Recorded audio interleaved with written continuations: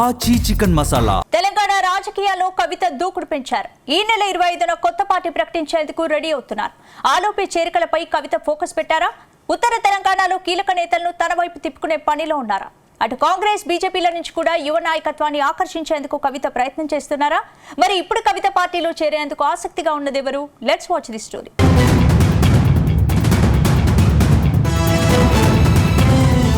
తెలంగాణ రాజకీయాల్లో కీలక మార్పులు చోటు చేసుకుంటున్నాయి. తెలంగాణ జాగృతి అధ్యక్షురాలు కల్వకుంట్ల కవిత తన సొంత రాజకీయ పార్టీని ప్రకటించడానికి ముహూర్తం ఖరారు చేశారు. దాంతో కవిత కొత్త పార్టీ ప్రకటించకముందే వివిధ వర్గాల నేతలు ఆమె వైపు మొగ్గు చూపుతున్నారు. ఈ క్రమంలోనే తాజాగా తెలంగాణ జాగృతిలోకి మరికొంతమంది కీలక నేతలు చేరారు.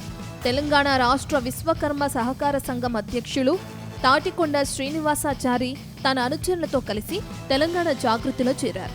హైదరాబాద్లోని జాగృతి కార్యాలయంలో కల్వకుంట్ల కవిత వారికి జాగృతి కండువా కప్పి సాదరంగా ఆహ్వానించారు. త్వరలోనే మరికొందరు నేతలు కూడా కవిత కొత్త పార్టీలో చేరతారని ప్రచారం సాగుతుంది.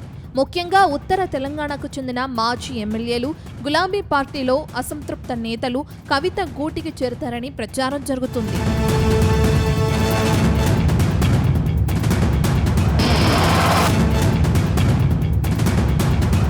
ఈ నెల 25న మేడ్చల్ జిల్లా మునీరాబాద్లో కవిత భారీ బహిరంగ సభను పెట్టుకున్నారు.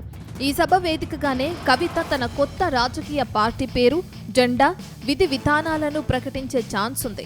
ఇప్పటికే పార్టీ ఆవిర్భావానికి సమయం దగ్గర పడుతుండటంతో రాష్ట్ర వ్యాప్తంగా చేరికలు ఊపందుకున్నాయి.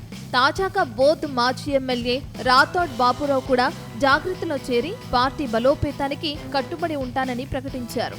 ఇదే వేదిక మీద సిరిసిల్ల నియోజకవర్గం నుంచి జాగృతిలో చేరుతున్న వారికి స్వాగతం పలికారు. ఈ సందర్భంగా కవిత మాట్లాడుతూ రాథోడ్ బాపురావు ఉద్యోగాన్ని వదులుకుని తెలంగాణ ఉద్యమంలో పనిచేశారని, జాగృతి ద్వారానే రాథోడ్ బాపురావు బీఆర్ఎస్లో చేరారని, 2 సార్లు ఎమ్మెల్యే అయ్యారని గుర్తు చేశారు. తెలంగాణలో ఉన్న ఉద్యమకారులు మా కొత్త పార్టీ వైపు చూస్తున్నారని, ఉమ్మడి ఆదిలాబాద్ జిల్లాలో కొత్త పార్టీకి ఆదరణ ఉంటుందని ప్రకటించారు. అయితే ఉత్తర తెలంగాణ నుంచి ఇంకెవరు కవితకు టచ్లోకి వెళ్లారనేది బీఆర్ఎస్ నేతలు ఆరా తీస్తున్నట్లు తెలుస్తోంది.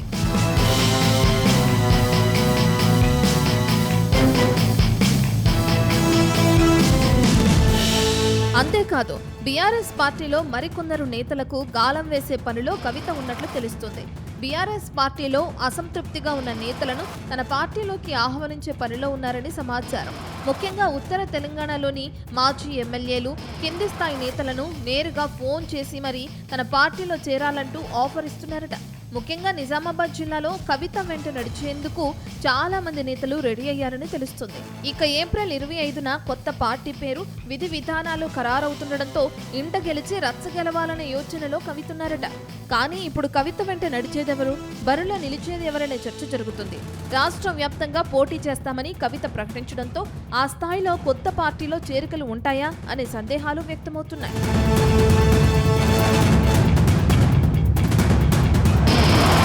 అయితే కొత్త పార్టీ ఏర్పాటు తర్వాత తెలంగాణ ఉద్యమకారులు, మేధావులు మరియు వివిధ ప్రజా సంఘాల మద్దతు కూడగట్టడం ద్వారా తటస్థ ఓటర్లను ఆకట్టుకోవాలని కవిత భావిస్తున్నారట. కాంగ్రెస్, బీజేపీల నుంచి కూడా యువ నాయకత్వాన్ని ఆకర్షించడం ద్వారా ఆయా పార్టీల బలాన్ని తగ్గించాలని చూస్తున్నారట. మొత్తం మీద ఏప్రిల్ 25న కవిత కొత్త పార్టీ ప్రకటన, తద్వారా తెలంగాణ రాజకీయాల్లో భారీ మార్పులు జరుగుతాయని ప్రచారం సాగుతుంది. ఇక ముఖ్యంగా కవిత పార్టీ ప్రకటనే పెద్ద సంచలనం కాబోతుందని జాగృతి నేతలు సైతం చెప్తున్నారు.